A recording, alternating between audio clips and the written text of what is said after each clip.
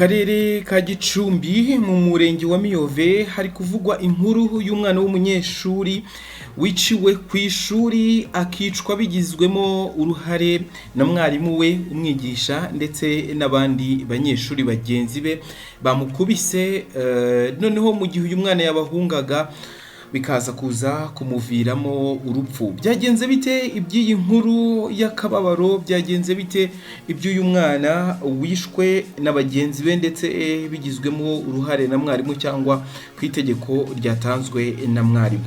Reka tugaruke kuri iyi nkuru y'uyu mwana wishwe, ubundi turebere hamwe ese byagenze bite, ariko tuze kuza no kureba iby'ubu bugome byo kuri uru rwego kuba wafata abandi bantu ukabashumuriza mugenzi wabo ngo bamwice.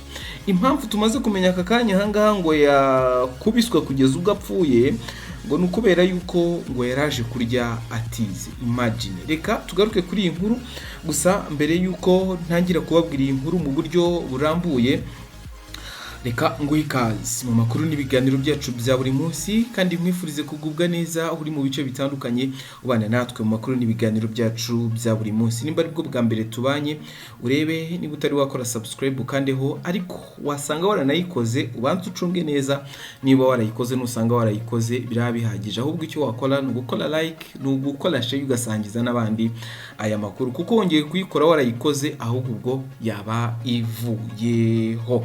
Reka tugende n'iyi nkuru twerekeze mu karere ka Gicumbi. Ni mu karere ka Gicumbi mu murenge wa Miyove, aha ni mu kagari ka Gakenke mu mudugudu wa Museke kuwa 26 z'ukwezi kwa gatanu 2025. Polisi yari yahageze ndetse na ribu na RDF, ubwo n'abasirikare na daso bageze ahabereye ubu bwicanyi, aho kuri GS Rumuri bahasanze uwitwa Muhikuzo Samson w'imyaka 39, akaba ari umuyobozi ushinzwe amasomo DOS. Akaba yavuze ko nyakwigendera yakubitiwe mu ishuri n'abanyeshuri kuko yaraje kurya kandi atize. Munyumvire mw'abantu ngo bamukubise kubera yuko yaraje kurya atize. Abo banyeshuri bakaba ngo bakaba barahawe amabwiriza yo kumukubita na mwarimu wabo. Se ni ngombwa ngo mwarimu muvugera? Mana yanjye, ibi bintu biteye impungenge. Mwarimu wabo, reka muvuge, mwarimu wabo witwa Nibagwire Karine w'imyaka 35. Uyu niwe wabwiye abanyeshuri ko bakubita uyu mwana. Wenda mu rwego rw'umutekano w'aba bana, reka ndeke gukomeza kumentioninga amazina yabo, tugende tuvuga umwe kuri umwe. N'abana ndi kubona ahangaha bagera muri 6. Umwana wa mbere w'imyaka, ndajya mvuga imyaka gusa, w'imyaka 14 yakubise urushyi mu mugongo uyu mwana wapfuye. Undi mwana w'imyaka 14 nanone yakubise nyakwigendera urushyi mu mugongo.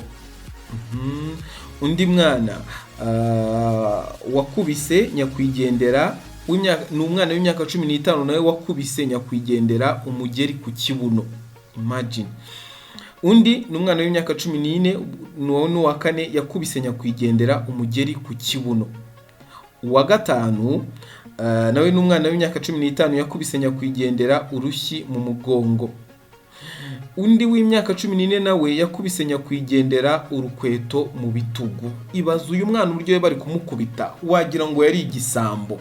Imagine, yarameze nk'uri guhigwa. Baba we, mbega abana batari beza. Bagafata umwana mugenzi we bakamukubita bene aka kageni. Ngo abanyeshuri bavuze yuko bamaze kumukubita uyu nyakwigendera yabacitse ariruka agwa mu muferege ufata amazi uva ku ishuri, ufite uburebure bwa 1.5 bw'ubujyakuzimu na santimetero 40. Uwitwa Sindi Kubwabo w'imyaka 29 ari we waje gufata nyakwigendera kuri moto, yavuze ko bamutegeye moto yapfuye nk'uko byemezwa n'umuyobozi w'ikigo nderabuzima cya Miyove witwa Twagira Dana w'imyaka 35 yavuze ko yahageze yapfuye. Umurambo ngo wari ufite ibikomere bigaragara, usibye ko uyu murambo ngo nta bikomere bigaragara wari ufite, usibye ko wari ufite udusharu mu gatuza bikekwa ko yakubise agatuza hasi arimo guhunga abanyeshuri bamukubitagayo. Abanyeshuri bakekwa ndetse n'umurezi wabo batanze amabwiriza yo kumukubita bajyanywe gufungirwa kuri polisi sitasiyo Byumba. Umurambo wa nyakwigendera wajyanywe ku bitaro bya Byumba uzajya Kacyiru hariya kuri Rwanda Forensic Laboratory gukorerwa isuzuma. Iyi nkuru ni inkuru yambabaje, ndavuga nti reka iyi nkuru nyigarukeho by'umwihariko. Uyu mwana yazize iki koko? Mwokabyaramo, mwogahekamo, uyu mwana yazize iki? Umwana ngo aje kurya, ngo kuko ngo aje kurya ngo atize, abwira abandi ngo nibamukubite. Noneho uburyo bamukubise nk'abakubita inyamaswa, bamukubise nk'abica inyamaswa. Tubonye yuko bamwe bamukubise imigeri ku kibuno, abandi bamukubita inshyi mu mugongo, abandi bamukubita inkweto. Uri kumva abana bagera muri 6 bamukozeho ikiziga bari kumukubita. Imagine uwo umwana noneho nawe akiza amagara yirukanka ari kubacika, yitura mu muserege. Kumva uburyo ungana, umuferege ufite 1.5 na santimetero 40, ni muremure ku buryo wituyemo rwose bishobora kugira ngo urokoke bigoranye. Ngaho nawe imagine wohereje umwana ku ishuri mu gitondo, wumva ibibazo bivutse, bakubwiye ni mugoroba, baraguhamagaye bakubwira yuko umwana yitabye Imana. Bigenze bite? Akubiswe na bagenzi be. Tugaruke kuri aba bana bamukubise. Mwabyutse mu gitondo mugiye ku ishuri, mugiye kwiga, ugiye kumva wa mubyeyi we baraguhamagaye ngo umwana wawe yatawe muri yombi azira gukubita. Icyaha cyo gukubita biraza kuza ko byavuyemo n'urupfu. Ngaho nawe imagine wa munyeshuri, nimba nawe uri kutwumva, ko muba mwagiye kwiga, muba mwagiye kurwana. Ese weho ushinzwe iki ku ishuri ku buryo wabwira ngo ujya gukubita mugenzi wawe? Ese uyu mwarimu yabonaga igisubizo cyiza ari cyo gukubita uyu munyeshuri, kumwumvisha yuko kuba yakoze amasomo yo kuba yakoze amakosa yo kuba aje kurya atize yabiha n'inkoni?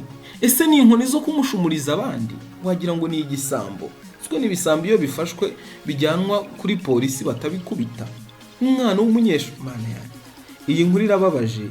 Iyi nkuru kuyivuga cyangwa no kumva iyi nkuru ubwayo iteye agahinda, ariko birababaje. Uyu mwana w'umunyeshuri wo mu kigo cya GS Rumuri wakubiswe bene aka kageni kugeza ubwo bimuviriyemo urupfu. Ni inkuru kuyumvana n'iyi saha, ndi kuyumva nkumva umutima uri kunjya. Ntabwo ndi kwibaza aba banyeshuri ahantu bari, cyangwa aba bantu bose bamukubise, cyangwa n'uyu murezi watanze itegeko ngo akubitwe, nimba aba bantu iki cyaha bazigera bakibabarira. Ni hatari, ntabwo biba byoroshye, ariko ngibyo nyine ibiba biri kuba kuri iyi si yacu, ngibyo biba kuba kuri iyi si ya rurema. Uyu mwana ndacyashaka amazina ye kugira ngo nze kuza kureba. Ndi kubona aha ngaha mu mazina nahawe batayaduhaye. Iyi nkuru ko ndi kuyibona, ndi kubona nta mazina ye baduhaye. Ndi kubona ngo nyuma y'uko polisi, RIB, RDF na DASSO bageze kuri screen GS Rumuri, bahasanga uwitwa Muhikuzo Samson w'imyaka 39, akaba ari umuyobozi ushinzwe amasomo DOS. Ntabwo batubwiye, akaba yavuze ko nyakwigendera yakubitiwe mu ishuri n'abanyeshuri kuko yaraje kurya kandi atize. Abo banyeshuri bakaba bari batubwiye ko bahawe amabwiriza yo kumukubita n'umwarimu wabo witwa Nibagwire Karine. Ntabwo turi kubona amazina y'uyu mwana, nituza kuza kuyamenya twaza kuza kuyabagezaho amazina ya nyakwigendera, turaza kuza gukomeza gukurikirana iby'aya makuru tubabwire uko byifashe. Ariko mwabantu mwe mujye mwitonda, n'ukuri mujye mwitonda, mujye gukora ikintu mubanze mutekereze kabiri. Ndabakunda cyane, reka tujye twibanira mu makuru yacu ya buri munsi hano kuri YouTube channel yanyu mwahisemo. Turabakunda cyane, amakuru n'ibiganiro nakagaruka. Reka tubatunganyirize n'andi makuru, ariko turakomeza kubakurikiranira n'iyi nkuru uko yifashe.